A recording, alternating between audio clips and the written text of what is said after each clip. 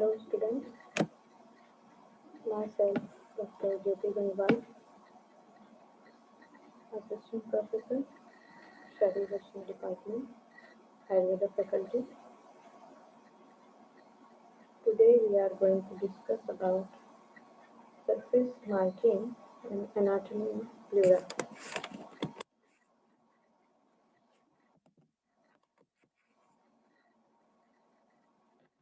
Introduction. Surface marking of pleura.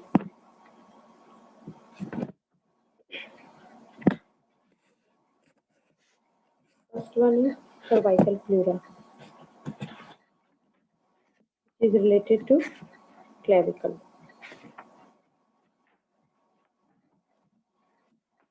Second one is anterior margin or costomediastinal line of pleural reflection, which is related to sternoclavicular joint, sternal angle, sternal joint, then inferior margin or costodiaphragmatic line of pleural deflection, which is related to 8th rib, 10th rib, and 12th rib, and 12th thoracic vertebra and spine. Posterior margin related to 12th thoracic spine and cervical spine. The first one, the cervical pleura is represented by a curved line forming a dome over the medial one-third of the clavicle with a height of about 2.5 cm above the clavicle bone. The anterior margin, the costo-mediastinal line of the pleural deflection, which is related to sternoclavicular joint, sternal angle, sternal joint. On the right side, it extends from the sternoclavicular joint downwards and medially to the midpoint of the sternal angle. From here, it continues vertically downward to the midpoint of the sternal joint. This one.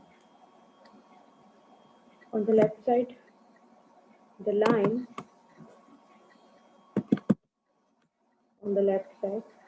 follows the same course up to the level of the fourth costal cartilage. It then arches outward and descends along the sternal margin up to the sixth costal cartilage.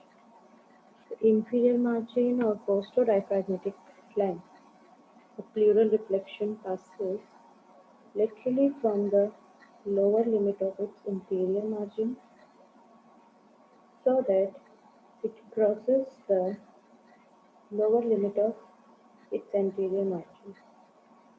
From the lower limit of its anterior margin so that it crosses the 8th rib in the mid-clavicular line, in 8th rib, the 10th rib in the mid-axillary line,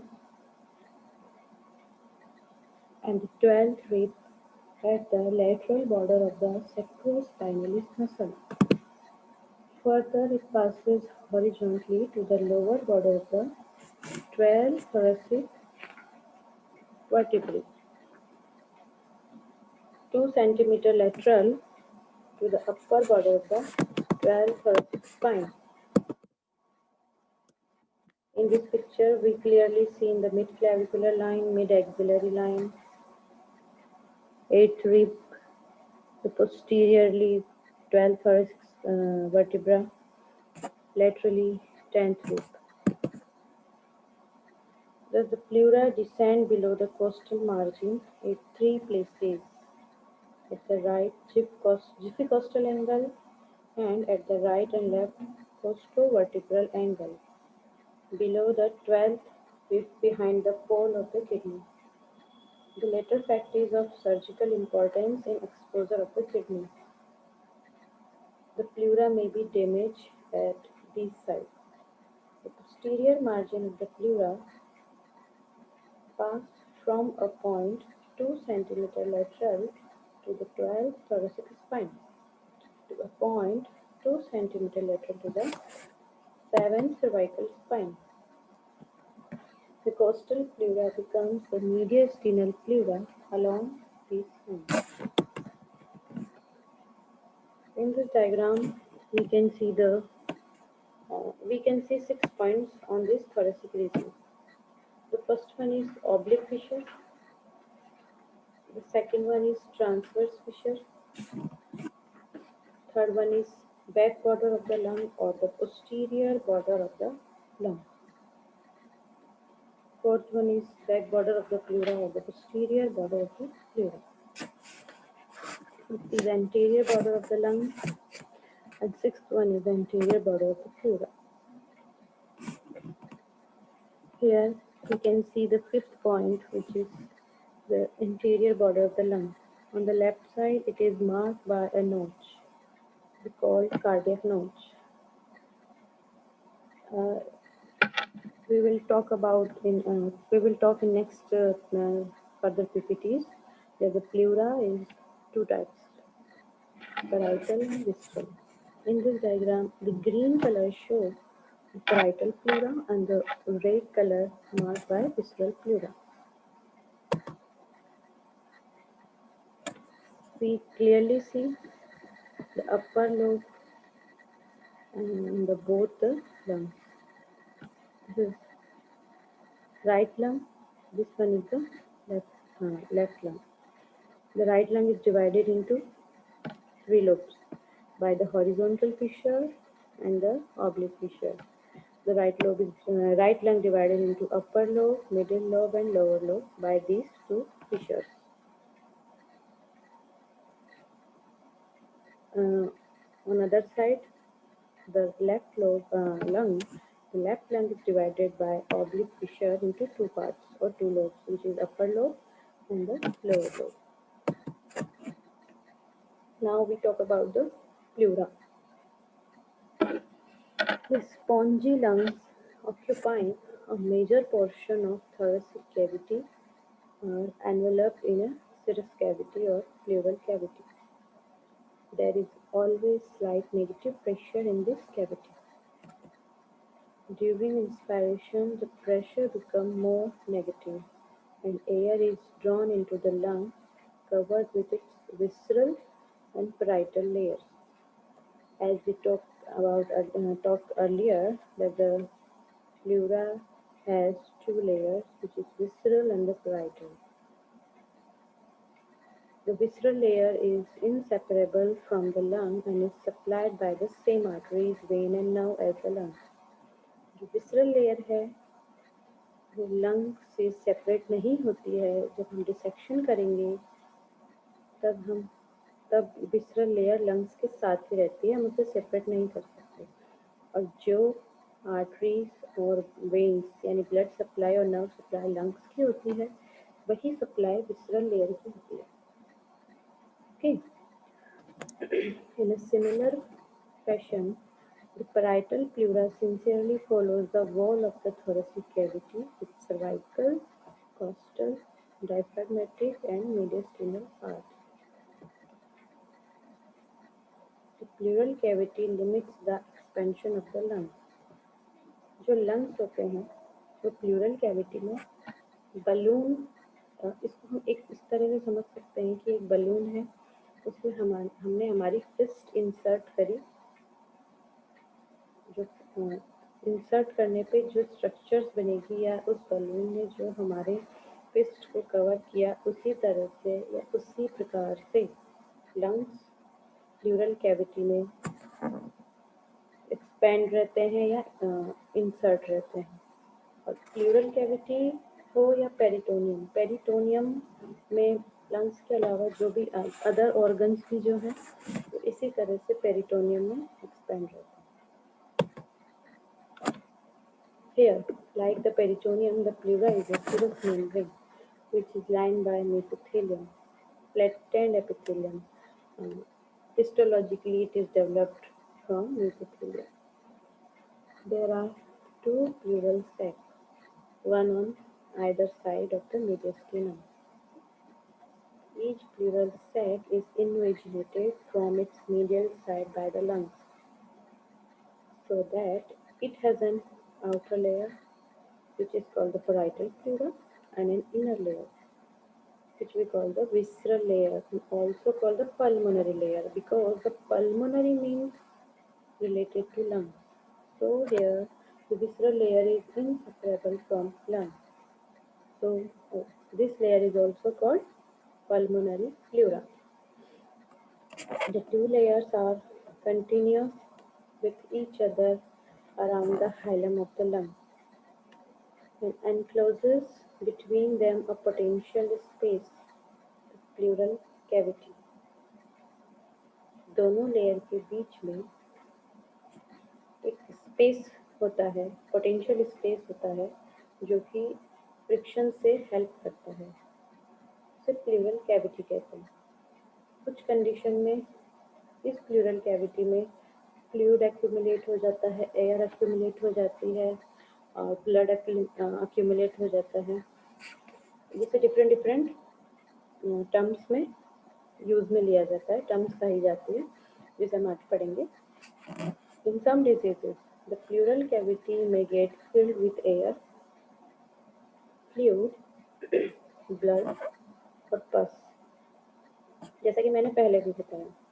These conditions are called pneumothorax, pleural effusion, pneumothorax और empyema respectively. Means यदि और pleural cavity में यदि pleural cavity air से fill हो जाती है, normally इसमें ट्रांसलूसेंट फ्लूइड होता है जो कि इसको फ्रिक्शन से हेल्प करता है, बट इन सम डिजीजेज और इन सब क्लिनिकल कंडीशंस यदि इसमें एयर फिल हो जाती है तो इस कंडीशन को हम न्यूमोथोरेक्स कहते हैं। Numa means air and thorax represent the thoracic region. यदि फ्लूइड एक्यूमुलेट होता है तो उसे प्लूरल इफ्यूजन कहेंगे, बिकॉज ये स्वेलन कर जाता है। ब्लड एक्यूमुलेट होता है तो इसे हम इस कंडीशन को हम हीमोथोरेक्स कहेंगे। Haem means blood, as we all know. Haemoglobin, globin, haem plus globin, haem means blood. और empyema, empyema means if the pleural cavity filled with pus, this condition called the empyema. The second layer of pleura is pulmonary pleura, or we can say visceral pleura. The pulmonary pleura covers the surface and fissures of the lung, except at the hilum and along the attachment of the pulmonary ligament. Pulmonary ligament क्या होता है यह हम आगे पढ़ेंगे। Where it is continuous with the parietal pleura. It is firmly adherent to the lung and cannot be separated from it.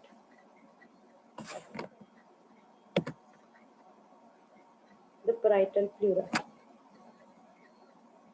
The parietal pleura is thicker than the pulmonary pleura and is subdivided into 4 parts. Pulmonary और the visceral pleura जो है वो lung से adhere रहती है। जो parietal pleura है वो pulmonary pleura और visceral pleura के ऊपर की ओर पाई जाती है, थिक होती है और ये 4 पार्ट्स में डिवाइड होती है। कोस्टल, डायफ्राग्मेटिक, mediastinal और cervical. The costal pleura lines the thoracic wall, comprises ribs and intercostal space to which it is loosely attached by a layer of areolar tissue called the endothoracic fascia. The second one is mediastinal pleura. And it is lined the corresponding surface of the mediastinum. It is reflected over the root of the lung and becomes continuous with the pulmonary pleura around the hilum. जो costal pleura है वो present होती है, वो related होती है ribs से और इंटरकॉस्टल स्पेसेस से, जहाँ पे ये लूजली अटैच होती है by a layer intercostal spaces में, जिसे एंडोथोरेसिक फेशिया कहते हैं। और जो मीडियस्टिनल प्लूरा है वो मीडियस्टिनम के एरिया में अटैच होती है और ये रिफ्लेक्टेड करती है रूट ऑफ द लंग पे, जो कि कंटिन्यूस हो जाता है with the pulmonary pleura around the highly. Now the cervical pleura, the third part of the parietal pleura. It is extend into the neck as it represent by its name cervical, means cervical area related to neck. So cervical pleura extend into the neck nearly 5 centimeter above the first costal cartilage. ये इसकी एक position बता रखी है कि cervical pleura कहाँ extend करती है। So it is extend into the neck nearly 5 centimeter above the first costal cartilage. First costal cartilage के 5 centimeter above रहती है and 2.5 centimeter above the medial one third of the clavicle. Clavicle के medial one third के 2.5 centimeter above रहेगी and covers the apex of the lung.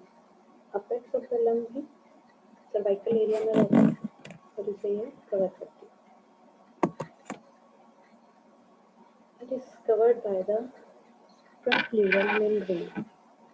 It is related anteriorly to the subclavian artery and the scalenus anterior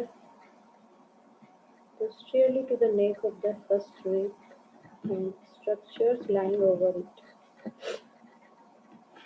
जो cervical pleura है उसके relations बताए हैं।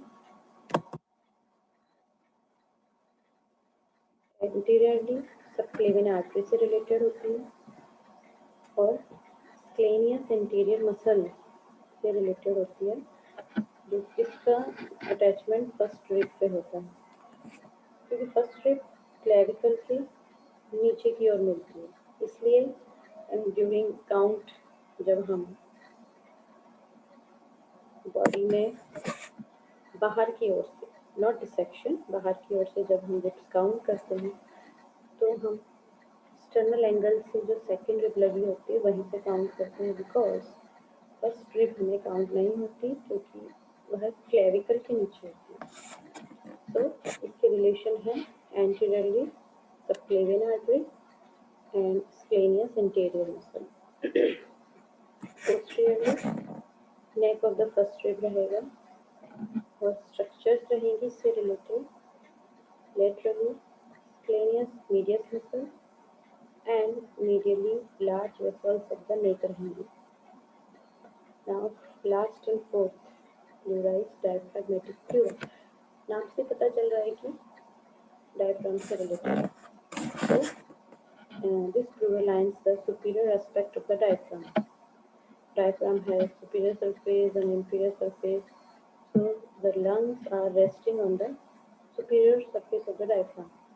So these pleura are related to the superior aspect of the diaphragm. It covers the base of the lung and gets continuous with mediastinal pleura medially and costal pleura laterally. Next session में हम surface anatomy of lung and anatomy of lung पढ़ेंगे। उसमें हमें पता चलना, उसमें हम इस बारे में डिटेल में पढ़ेंगे कि लंग का अपेक्स और बेस क्या होता है। तो लंग का जो बेस है वो नीचे की ओर होता है, उसको डायफ्रैग्मेटिक प्लूरा कवर करती है और यह इससे रिलेटेड होती है। ठीक है। The pulmonary ligament, what is pulmonary ligament? Parietal pleura surrounding the root of the lung extends downward beyond the root as a fold called the pulmonary ligament. Pulmonary ligament basically एक parietal pleura का fold है। The fold contains a thin layer of loose areolar tissue with a few lymphatics. So few lymphatics होते हैं और कुछ loose areolar tissues होते हैं. Actually, it provides a dead space. यहाँ पढ़ेंगे कि pulmonary ligament की जो पोजीशन है या लंग्स में इसकी जो प्रेजेंस है वो क्यों इम्पोर्टेंट है. Actually, it provides a dead space into which the pulmonary veins can expand during increased venous return as an exercise. Means during exercise, blood volume pulmonary veins में जो venous return है वो increase रहता है. So due to this increased venous return, the pulmonary veins get expanded. So proper expansion के लिए ये dead space एक proper expansion का काम करता है, space provide करता है.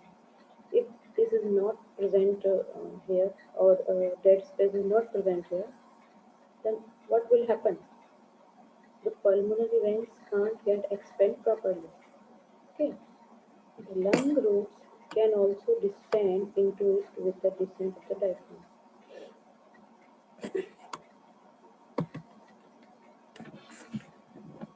In this diagram, we can see the cervical pleura.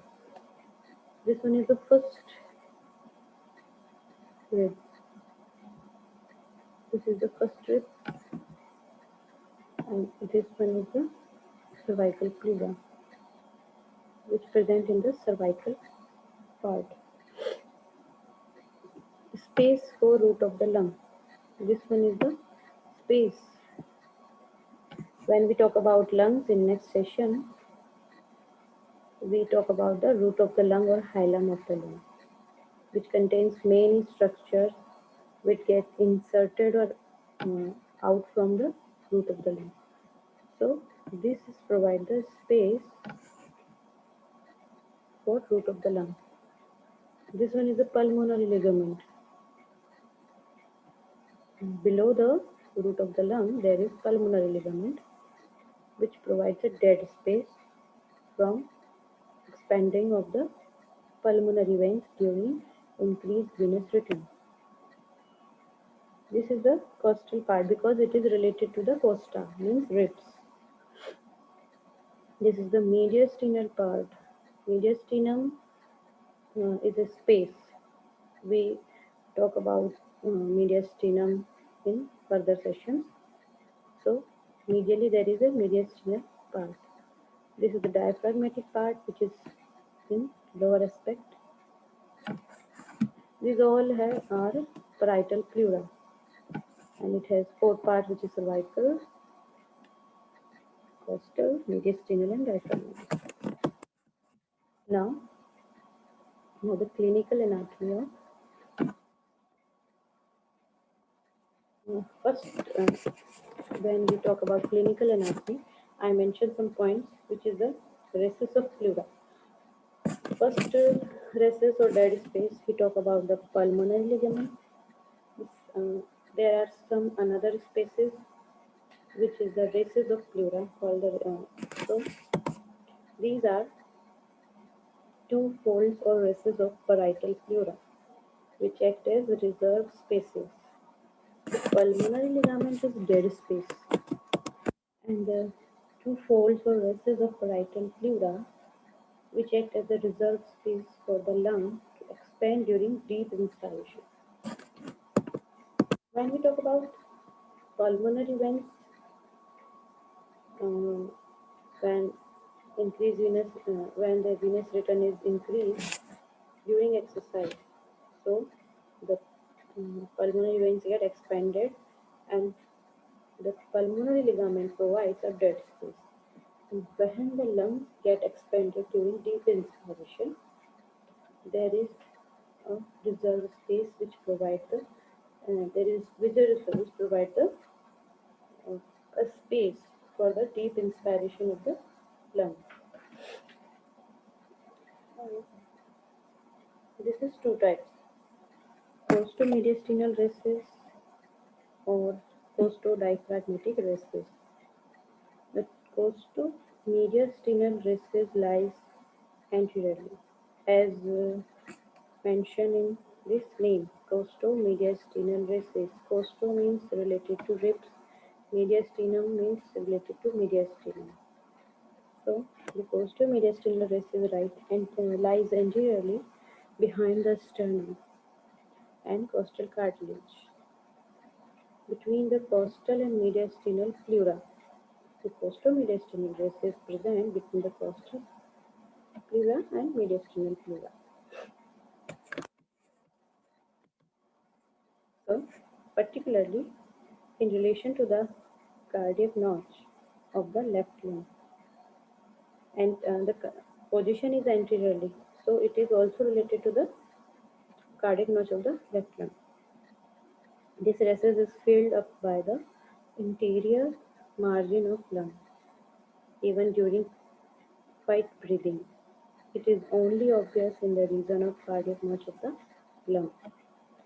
The costo-diaphragmatic recess lies inferiorly between the costal and diaphragmatic pleura.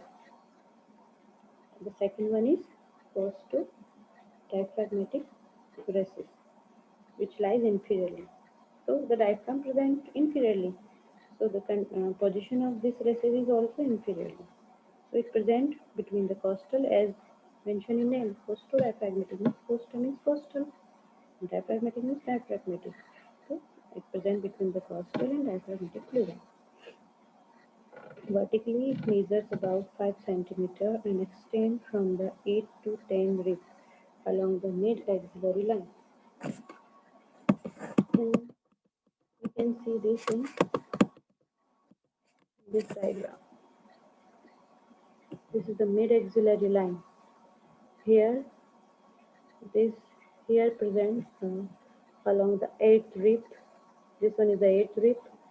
We can see in this diagram the mid-axillary line and the 8th rib. The space around this area is called the costo-diaphragmatic rib. Okay.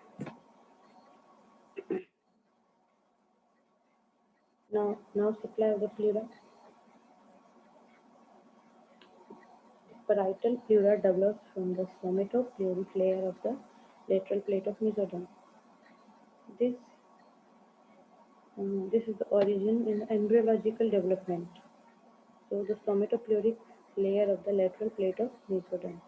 The parietal pleura develops from the somatopleuric layer of the lateral plate of mesoderm and is supplied by the somatic nerve. These are the intercostal and phrenic nerves. So basically, parietal pleura is supplied by the intercostal nerve and phrenic nerve. The parietal pleura is pen sensitive. Parietal pleura is pen sensitive, while visceral pleura is uh, unsensitive. The costal and peripheral parts of the diaphragmatic pleura are supplied by the intercostal nerve. Now we can further divide the nerve supply according to the division of the pleura. So the costal and peripheral part of the diaphragmatic pleura are supplied by the intercostal nerve, and the mediastinal pleura and central part of the diaphragmatic pleura by the phrenic nerve. मोटा मोटा हम अगर याद करेंगे तो nerve supply जो है parietal pleura की, बिकॉज विसरल प्लूरा की जो सप्लाई होगी वो लंग्स की सप्लाई होगी. So basically the parietal pleura supply, the nerve supply of the parietal pleura is phrenic nerve and intercostal nerve. Now the pulmonary pleura develops from the splanchno-pleuric layer of the lateral plate mesoderm. During embryological development, there is 3 types of mesoderm. So there are 2 layers, splanchno-pleuric and somatopleuric. The splanchno-pleuric layer develops most of the organs. So the lungs also derive from the splanchno-pleuric layer of the mesoderm. And this pleura, which is related to or adhered to the lungs, is also developed from the splanchno-pleuric layer of the mesoderm and is supplied by the autonomic nerve. The sympathetic nerve are derived from second to fifth spinal segment, while parasympathetic nerve are drawn from the vagus nerve. Vagus nerve is a nerve which crosses the brain and supply the body organs.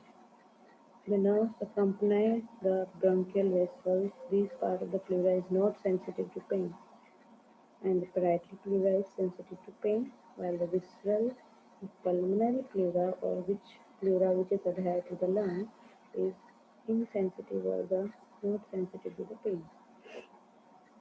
The blood supply and the lymphatic drainage. The parietal pleura is a part and parcel of the thoracic wall.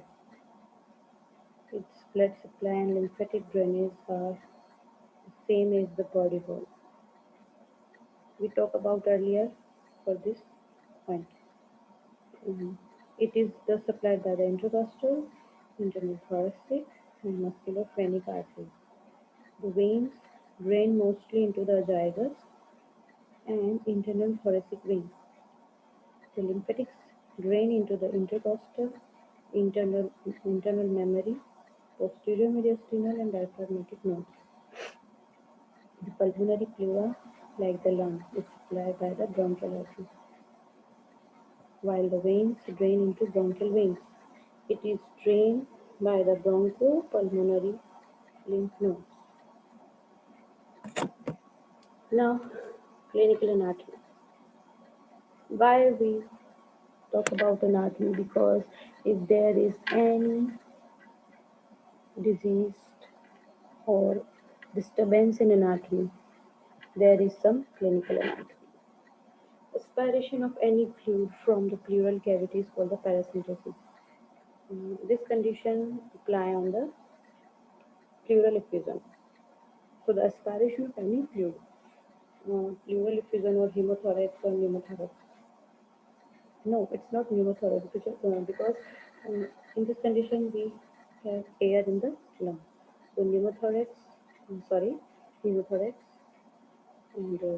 pleural effusion and empyema.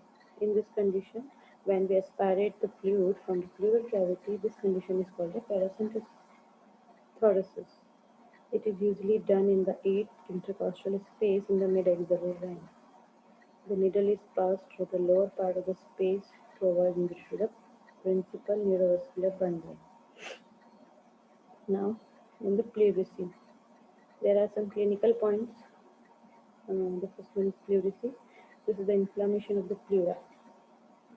It may be dry, but often it is accompanied by bronchial veins. It is drained by the bronchopulmonary lymph nodes. Collection of fluid in the pleural cavity. We talked about earlier. The condition is called the pleural effusion. The pneumothorax prevents air in the pleural cavity. Hemothorax prevents blood in the pleural cavity. Hydropneumothorax means both fluid and air in the pleural cavity. And the empyema means presence of pus in the pleural cavity. Thank you, students. This is the topic of surface anatomy and surface marking anatomy of the pleura. Next session, we will talk about surface marking and anatomy of the lung. Thank you. If you have liked my video, then please give comments in the comment box. Thank you.